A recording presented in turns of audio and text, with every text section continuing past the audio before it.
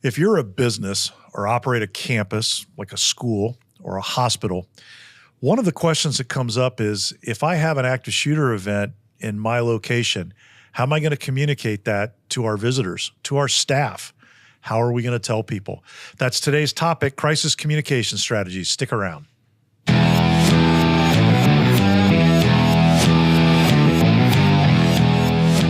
Welcome to the Active Shooter Incident Management Podcast. My name is Bill Godfrey, your podcast host. I'm joined by three of my fellow instructors here at the National Center for Integrated Emergency Response. Next to me is Billy Perry on the law enforcement side. Billy, good to have you back. Glad to be here. Thank you. We got across from you, Ron Ottebacker, also on the law enforcement side. Hi, Bill. How are you? Good. And sitting across from me next to Ron is Bruce Scott, like myself, on the fire EMS side. Good to have you. Great to be here, Bill. So we did appropriate integration this time. We got law enforcement and fire EMS each on the same side of the table. Exactly. The plan. It's balanced. I like it. Billy didn't want to sit next to me anymore. So today's topic, we're going to talk about crisis communication strategies, and the big one here is for businesses that are operating large campus environments such as schools, hospitals, large campus businesses, malls, things like that, places where you're going to have a PA system and people gathered. How are you going to communicate when there's a threat on the campus?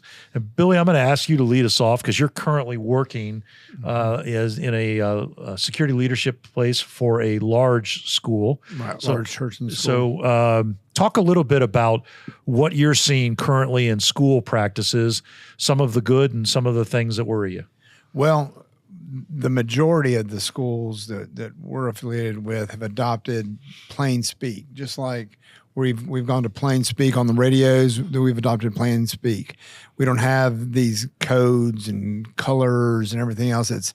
There is an intruder on campus. There is a shooter on campus, whatever, whichever one it is, and or whichever school uses whichever, but they use one of those two generally. There is an intruder on campus, locked down. There is an intruder on campus, locked down. There's a shooter on campus, locked down. They're interchangeable, whatever. But again, plain speak. Don't leave room for misinterpretation. What's a code chartreuse? You know what I mean? Just make sure you know what happens. And I think part of the reason we've done that, we don't care if the bad guy knows we're coming, because we are coming. And we want people to heed the warning, take cover, and let us go fix it. Exactly. Ron, you're running security for a large healthcare system, overseeing that. What are some of the challenges, the good and the bad, that you're seeing in hospitals across the country and how they're handling their announcements, or are they? See, unlike Billy, right now we're not using open communication. We're using hospital codes and stuff like that, but getting people to understand those codes, and again, are the right people understand. We may put out a code saying there's an active shooter on campus, but then again, are they misconstruing that code and saying, oh, we're looking for elderly people that are missing, which is an actual incident that happened. So it's something that we need to address, but we're also addressing it through our communications on the radio system. We're in the process of switching over from codes to open dispatch. I think it's just trying to catch up with time to make sure we put out the right information. Again, we may have a code that everyone in the hospital knows, right? But half the people inside the hospital that aren't team members have no clue what it means, and they don't know what to do when that happens. So that's something we've got to address. Bruce, what are your thoughts? Well, interestingly enough, I kind of have two different opinions. One, my daughter works in a large healthcare center, in a large healthcare organization in the emergency room. And some of the things that they were taught on their orientation, they didn't remember that when they actually needed to. And one of them was Code Silver, which is a person with a gun, right? And I remember her. Not to be confused with a silver alert, right? Where we're looking for an elderly person that's missing. Right? I lost, right. So I think that, and she said to me, she goes, Dad, I never thought we'd ever use that, right? So I never really paid attention to it until it happened. So even the staff may not be aware of what certain things mean at certain times. The other problem is if you use codes and you need to get that information to people that are not part of your team or part of your organization why plain text may be better. The downside of that is plain text is going to put people into a panic, potentially, because now they know that there's an active shooter on campus, there's an active intruder on campus. So was the thought process early on that using codes would lessen the panic? And obviously that's up for debate. So I could be convinced either way, I think. From my perspective, I think codes are a ginormous mistake. 100%. And I'll tell you why. And you just said it. The reason for the codes was to avoid the possibility of causing panic. Yet we have a certainty that we're going to introduce confusion and not everybody is going to understand the code. I remember a school nearby that used the term Dr. Green to the front office, and that meant that there was an active threat on the campus and that they should go in lockdown. And of course, the one time they did it, everybody kind of looked around and said, "Who's Dr. Green?" Yeah, so you got visitors on it. I mean, it didn't go well, and they've now switched to plain talk. Yet I also know school districts across the country continue to use codes. So you've got the possibility of some people panicking when they hear, shooter on campus, shooter in the building, lockdown, versus the certainty of people being confused. And here's the other thing that I think applies to both of the settings that you guys operate in, both at schools and certainly in hospitals. The turnover of staff, especially the lower level staff, the support staff, the custodians and things like that, the turnover of staff and then the language barriers that can come in, you're not going to get 100% of your staff trained in those codes, and they're not going to hear them. So I'm a very, very strong believer that it needs to be absolutely plain speak, and it needs to announce what you expect people to do. Exactly. Right. And if I can piggyback on that, Bill, I don't even, for me, it's not so much the turnover as it is one thing that both of our organizations have in common, the inordinate number of visitors. Yes. I mean, because I have a huge, just like you've been involved in an organization like mine, and the number of visitors that are there every hour of every day. And they got no idea what a code Manila is. I mean, so, we plain speak, telling them there's an intruder on campus. Take shelter, lock yourself. You know what I mean? I mean, tells you what to do. And the I Love You Guys Foundation, and for those of you that are regular listeners, you know very well who they are. For those of you that aren't, the I Love You Guys Foundation is a group that advocates some programs and systems to improve safety in schools to keep kids safe. But they have a standard response protocol, and part of that in their lockdown is they announced lockdown, lights out of sight. And then you repeat it, lockdown, locks, lights, out of sight. And that kind of simple messaging is really, really important. But to the reality, what operator is going to get the call that's supposed to put that out over the hospital PA system? And what if it's a massive campus that's got 5-6 different buildings? Are we announcing it in one? And so all of those things are things I think have to be discussed ahead of time. No? Ours is pre-recorded. Pre-recorded. Talk a little bit about that. Ours is pre-recorded, and what you do is you enter in a simple code on the phone system, and it announces it over the PA and sets off a klaxon. So any phone? Any phone that's tied in. Because one of the instances that Billy and I responded to years ago was the shooting happened in the same room where the PA microphone was. Mm-hmm. Talk a little bit about that. And Episcopal High School. Right. Mm-hmm. And again, now that's a crime scene. It's locked down. The person that would normally, the principal was the one that was shot. She was the only one authorized to put out messages on the PA. And so that very limited the amount of information that went out to visitors and employees because it happened in that space. And I was glad to hear that now any phone tied to the system. Any phone that's tied into the system, and all the administrators, like we have a principal and assistant principals for the lower, middle, and upper school, and then a headmaster, and then there's other administrators that are involved in there. that have access to initiate the code. Now, do the kids know the codes? No, Okay. And how often do you have false alarms with that? 0% of the time.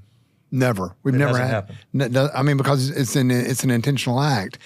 You know, dun dun dun dun dun symbol, and then it initiates. And I mean, there's not enough zeros on your pocket calculator for you to come up with an inadvertent activation. Are there other codes for other things? Yeah. And there's a turn off, there's a disable code. Wow. It's pretty fascinating stuff. Absolutely. Ron, what are some of the challenges you're in your position? You're overseeing actually several hospital campuses. The one where your office is a ginormous campus, but you've got some also what I'll call community-sized hospitals, some smaller-sized hospitals. What are some of the challenges that are differences between those venues? Each hospital's got its own autonomy. We've got now to where our emergency phone number is consistent through all of them. And it wasn't that way. If you talked to me a year and a half ago, they each had their own emergency phone number, where that created an issue, because if you had a clinical person that normally works at this facility working at another to help them out, and the emergency number was needed, they may dial the wrong number and go to a wrong PBX operator. So those are some of the things we've dealt with. The other thing is now we've expanded beyond that. We've got hospitals in Alabama. We got hospitals on the Space Coast. And so getting everyone caught up with what the organization is doing and bringing everyone to, without trying to shove it down everyone's throat, that, this is the way we want to go to bring consistency and standardization across the organization. It's a safety issue, and how can we do it? How can we be most effective? I like the fact where the notice comes out and then you tell them what to do. That's the biggest thing, is we may put out, just for an example, it wouldn't, no one would have to do anything, but our code coppers, our computer systems are down. We may put out that announcement, but everyone that doesn't know what it is sitting there saying, what is this? Does that mean something bad's going on? So that creates as much problem as it does if this is the case, then put out what your expectations are, and then it eliminates that fact. And let me hasten to add, we are going away from what I just described. We're actually going away from that. We're going to a new system that's being implemented very soon, like by the first of the year, early part of the year, where every alarm is on an ID card type platform, and you push it 3 times and it sets off an I need help alarm, geolocates where it is, comes up on every desktop computer and sends it to all the selected administrators' phones, even sends it to dispatch. Police and fire get exactly where it is on their CAD. And if it's a shooter, you push it 8 times, there is an active shooter on campus, or push it until it goes off that way, and it does the exact same thing, sets off the same alarm. There is an intruder on campus, lock down, take cover, automatically, flashing strobe lights everywhere, and it geolocates, shows exactly where the thing was reported, puts it on every desktop computer screen, and texts it to all the prearranged SMS text phones, and sends it to dispatch. It's really fascinating what is possible today with some of the technological solutions, from not just video camera systems, but from video camera systems that AI can monitor and recognize threats, that AI can detect the motion on it, can detect violence, can detect fights, the shapes, the alarm systems, a lot of the detectors that we have, the sound stuff. I mean, there are a lot of technical solutions that can be brought to bear to improve preparedness. But let's talk a little bit about how do you balance the need within organizations to get timely information out to your staff, both in the alerting, right, but then also in the follow-up alert, with the accuracy of communicating what's going on. Because as we all know, it ain't always real clear what's going on, right, 5 minutes in, 10 minutes in, 15 minutes in. Bruce, any thoughts on that? How do you balance those two? I think that the first thing is you have to have multiple ways. You can't be dependent on one, right? And then everybody needs to be trained on that. So in the communications world, we use PACE, primary, alternative, contingency, and emergency, right? So you really need to go down 4 different avenues to share information and everybody be trained to that standard and then practice that standard.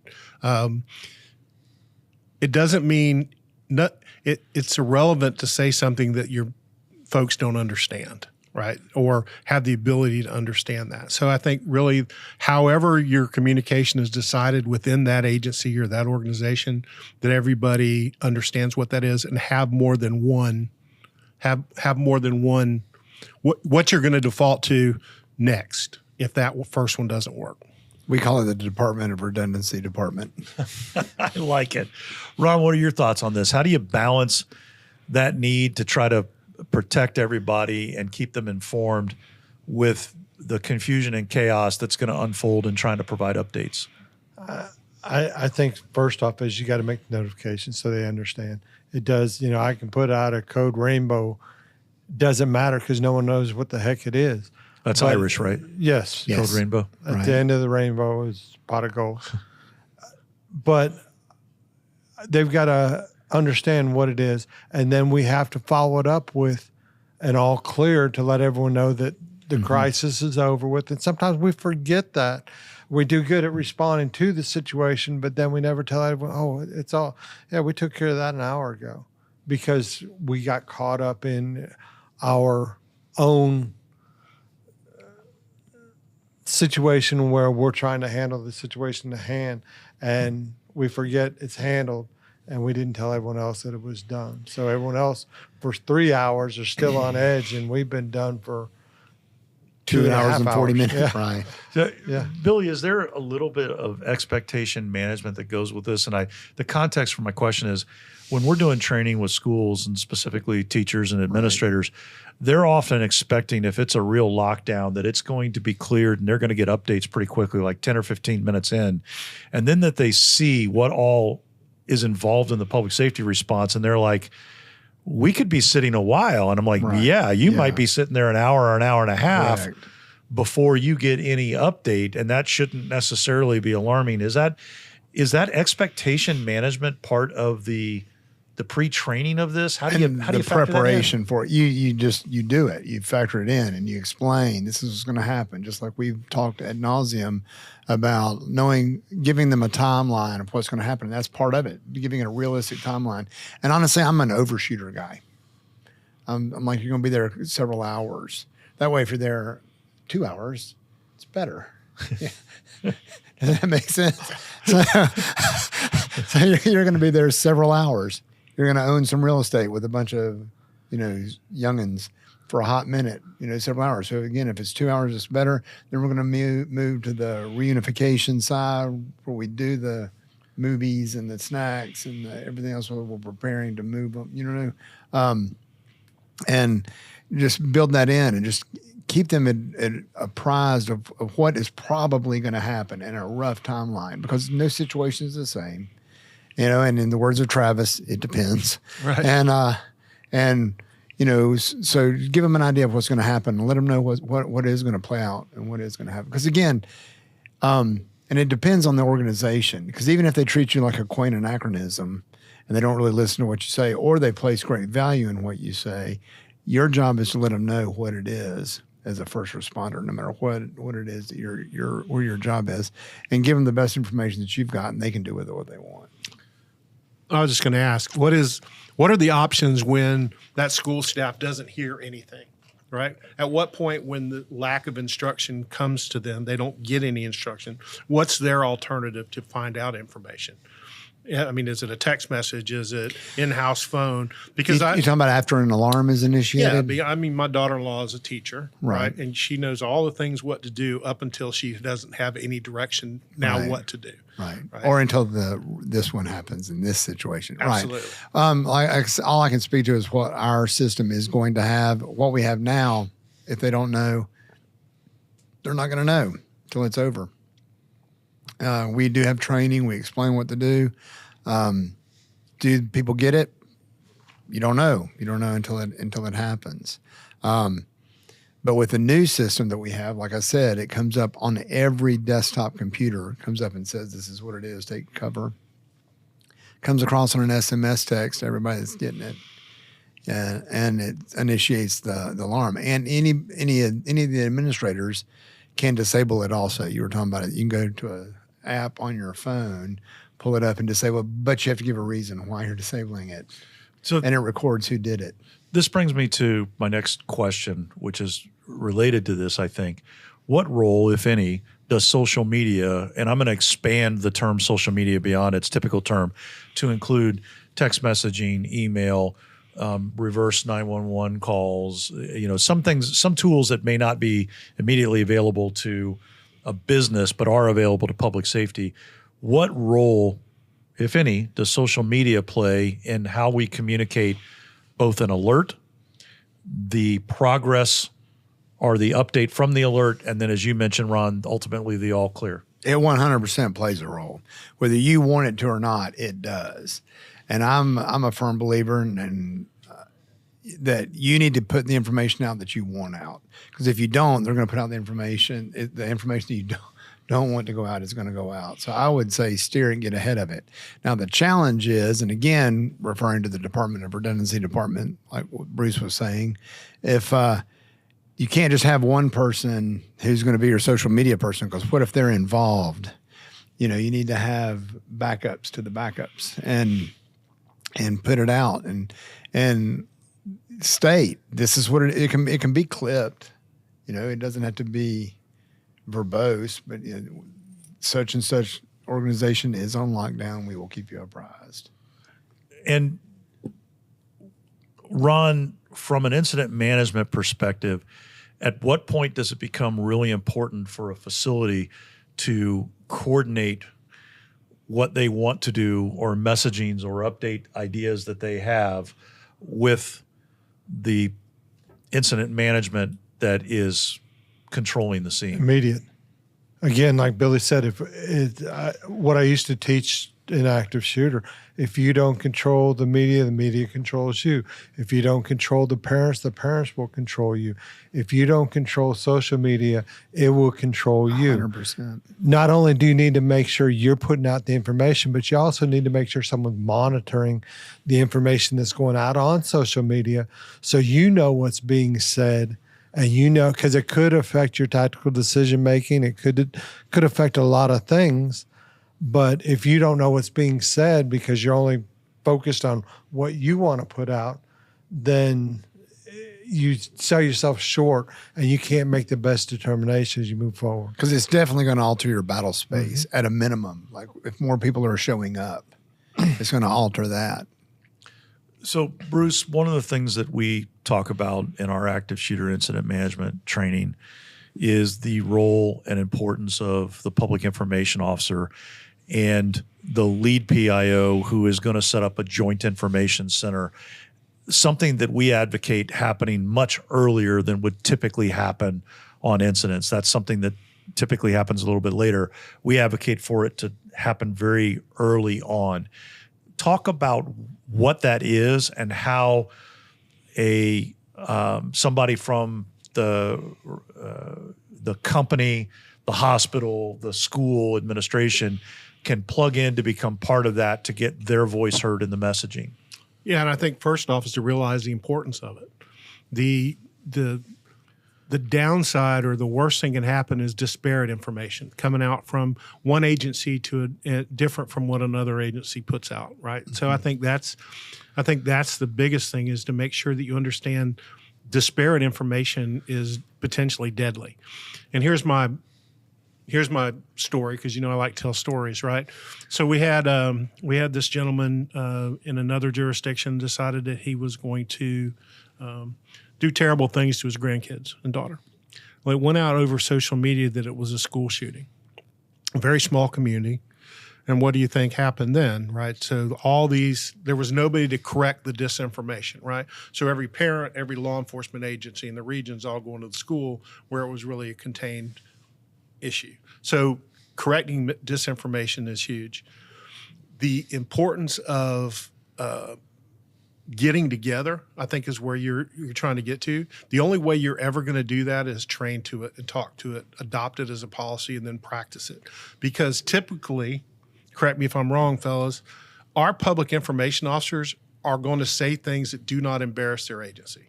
That's their primary job. It's not necessarily to put out relevant information. It's not to paint your agency in a bad light along the way, right? So we got to redo the focus and say, this is what we're trying to accomplish. We're trying to put out good information, right information. And lastly, what's the official information source, right? If you're going to expect me to monitor social media and look at social media, which is the right one? Is it the school? Is it public safety? Is it the PIO on the scene that's monitoring social media? What is the official social media source that we should be monitoring?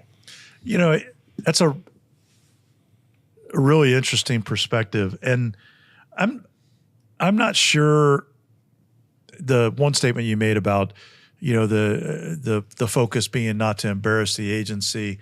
I'm not sure that that's the primary motivator there, and I'm not saying I necessarily disagree with you, but I probably would phrase that a little bit differently or say it a little bit differently, because I think, you know, obviously if you're a spokesman for the mayor or you're a spokesman for county government or the state government, you don't want to say something dumb that's going to just invite more challenges.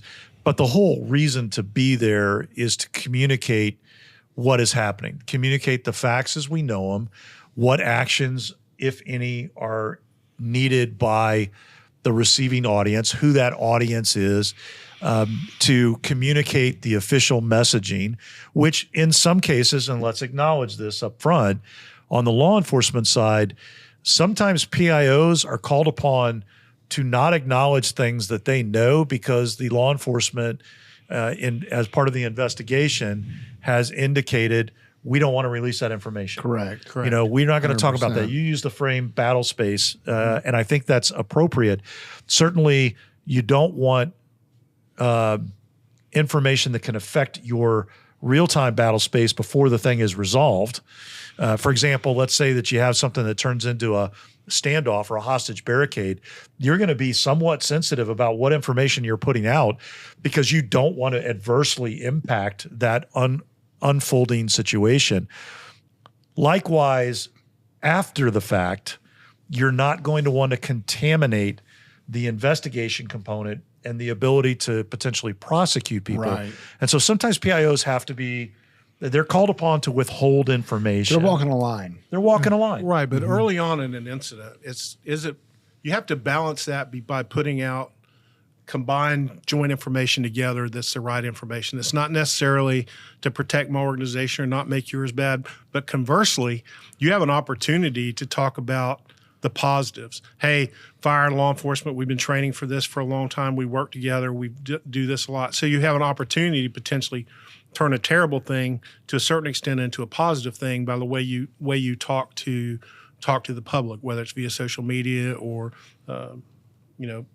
doing a press briefing or whatever. You have an opportunity there to spend to a certain extent all the work you've done up to this point to be able to work together.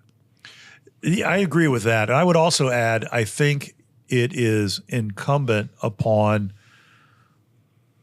the system. You know, the PIO is largely the representative of the agency, the agencies, plural, the leadership team, that incident management team.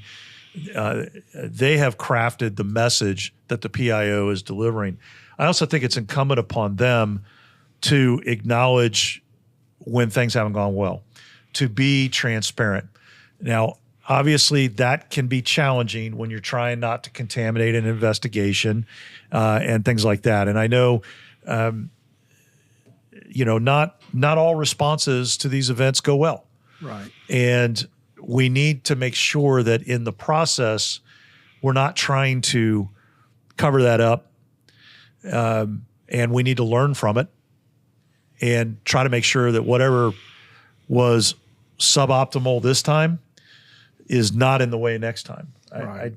Would you agree with that, Ron? It's a delicate dance. It actually is, because if they contaminate what they're saying here, I go back to, if you remember during the Iraq War, you had Baghdad Bob So, no, everything's fine. Well, everyone knew anything he said was a lie.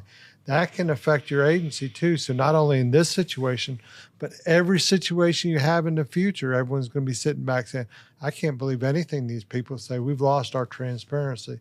So it's important to put out the information that can affect lives, affect how we operate, how they operate around us right now. We don't want you to come into this area. This is why. Instead of just saying, don't come, it's that to get the information out, get it out in a professional fashion, but make sure it's truthful information, make sure it's accurate and timely. So I wanted to clarify a remark I made or a comment I made earlier. I said embarrass your organization. What I found realistically is that oftentimes PIOs that work for elected or appointed officials want to run information through those people before they release it, right? To make sure it's not embarrassing to that sheriff or that mayor or that city manager, which can delay the ability to put out relevant, important information early. Yeah, and it is going to vary. And certainly when you bring the PIOs, a PIO for an elected official is different than a PIO for the police department. There just is a difference. And I'm not saying it's good or bad. It's just a difference. Definitely. And they can end up at cross purposes. That's the whole point of having a joint information center. I always describe it much to the chagrin of people that don't like the way I describe it. The Joint Information Center is the room in which you shove all the PIOs and you lock the door behind them until they all get on the same page about what they are and are not going to release and discuss and talk about. It is a delicate dance. I think that's a good way to say it. All right, final thoughts. I'm going to go around the room. Billy, any final thoughts on what are the key? In fact, and let me change that. Instead of final thoughts, give me like the top 2 or 3 items in your list that you think if somebody is running a school, they're running a hospital, a hotel, a mall, a place where there's a large number of people gathered, what's the top 2 or 3 items that you think they should be working on right now? The top 3 items. Number 1, a way to plain speak, put the information out that there is a problem and what to do. Number 2, a way to efficiently do that. And multiple people that can do it.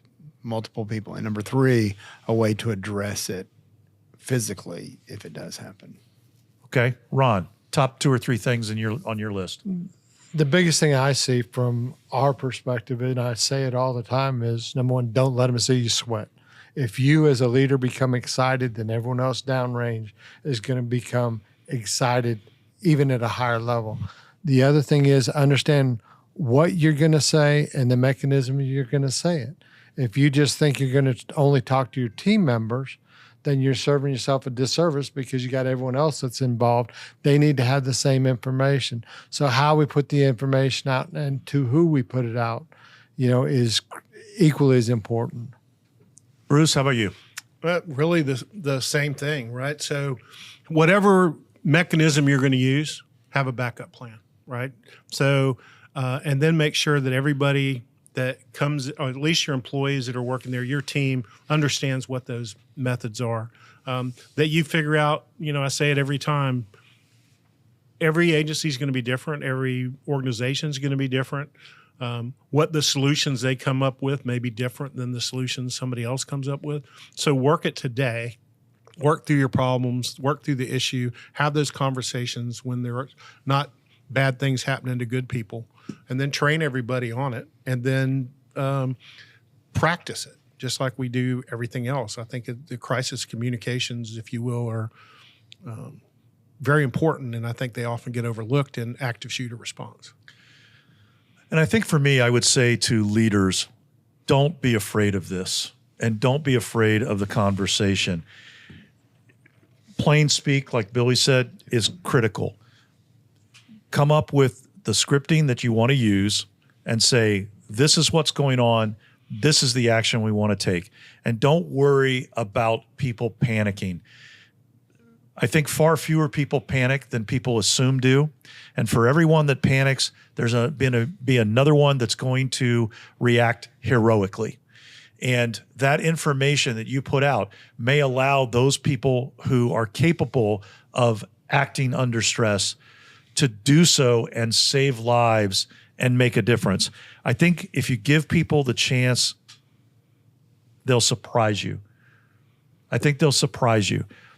We have a long history in this country of people acting very, very heroically and together when things go wrong. And so I would say to leaders, don't be afraid to have a conversation. I agree. Don't be afraid. Gentlemen, thank you very much for this exciting topic. For those of you that are listening, if you haven't liked or subscribed to the podcast, please do so. And don't miss some of our other content that we've got out as well. You can see it through our website. And thank you to our producer, Carla Torres, for always making us look and sound good. And until next time, stay safe.